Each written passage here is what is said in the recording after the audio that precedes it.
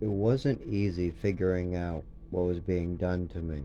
I would ask questions to try to get information, and that helps me today, pushing the subject, going to the person and asking why.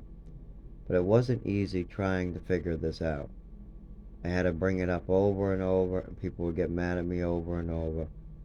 I also did awful things with the medicine, meaning like when I was a teenager, 16 and older, I took more to figure out if I would get worse or less, and that was terrible. You never mess with your medications. And that was only on a few occasions. I got really bad when I took it as prescribed. I knew that. I mean, there was a lot of figuring out. The main thing is, why is my messages not going up the chain? Why are these doctors going up? Why is there more medication? That was one of the things I had to figure out. My mother, she knows what's going on. My father, I think he knows. And the program staff definitely know. And I've spoken up to the doctors about this night over and over.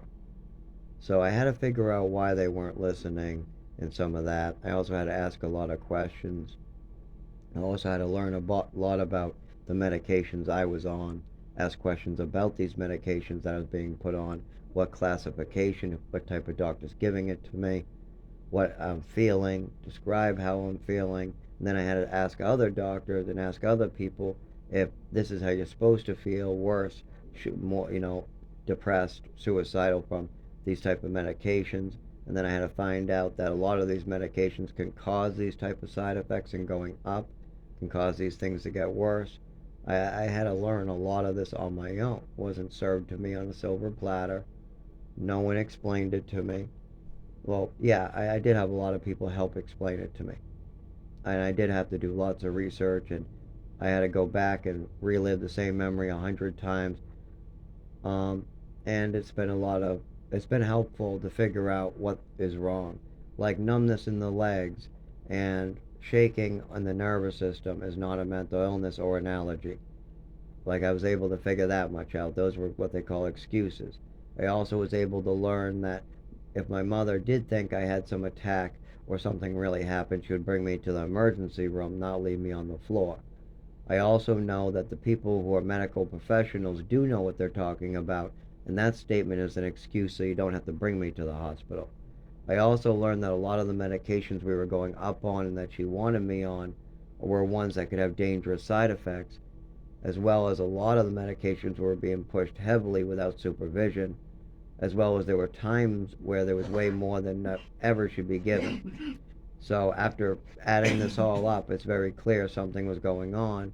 And as I got more information and pushed the subject more, I was able to give more information as well.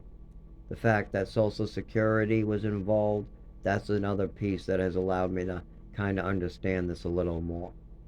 But there's a lot here to unpack, and the best way is to put it on paper. And there's a lot I'm not recording openly that's on separate devices, and it's a lot to go through. But it all leads up to me being drugged, and that I should have never used drugs. They should never have been given to me, and I never should have chose to use them. Those are the pretty much bad, screwed up shit that's done damage to my body. Drugs that were forced on me, and then drugs that I chose to do. That's simple. That's what screwed me up. Now, luckily, I am not crazy anymore. I know exactly what is real and what is not. I understand what's going on, and I think I know how to move forward. And with help from doctors and keep on going to see doctors, I think we can get past this.